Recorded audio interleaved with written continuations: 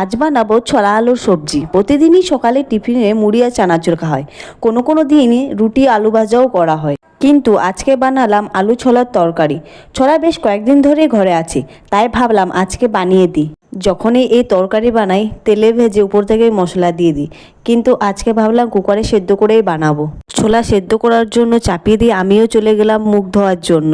ছোলা সেদ্ধ হয়ে গেলে তার মধ্যে দিয়ে দিলাম বেটে রাখা মশলা এবং ভালো করে কষে নিয়ে দিয়ে দিলাম সেদ্ধ করা ছোলাটি হয়ে গেলে আমরাও বসে গেলাম সবাই মিলে ছোলা মুড়ি খাওয়ার জন্য।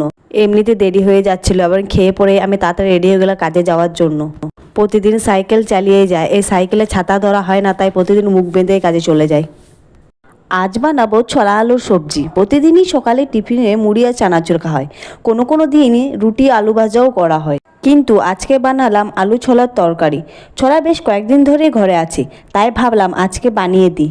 যখনই এই তরকারি বানাই তেলে ভেজে উপর থেকে মশলা দিয়ে দিই, কিন্তু আজকে ভাবলাম কুকারে সেদ্ধ করেই বানাবো।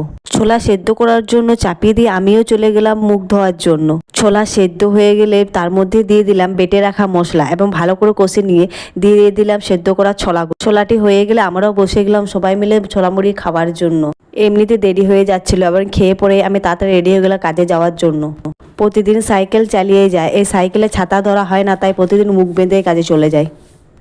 আজ বানাবো ছোলা আলুর সবজি। প্রতিদিনই সকালে টিফিনে মুড়ি আর চানাচুর খাওয়া হয়, কোনো দিনই রুটি আলু ভাজাও করা হয়, কিন্তু আজকে বানালাম আলু ছোলার তরকারি। ছোলা বেশ কয়েকদিন ধরে ঘরে আছে, তাই ভাবলাম আজকে বানিয়ে দিই।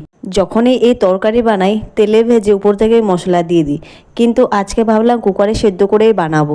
ছোলা সেদ্ধ করার জন্য চাপিয়ে দিয়ে আমিও চলে গেলাম মুখ ধোয়ার জন্য। ছোলা সেদ্ধ হয়ে গেলে তার মধ্যে দিয়ে দিলাম বেটে রাখা মশলা এবং ভালো করে কষে নিয়ে দিয়ে দিলাম সেদ্ধ করা ছোলাটি হয়ে গেলে আমরাও বসে গেলাম সবাই মিলে ছোলা মুড়ি খাওয়ার জন্য।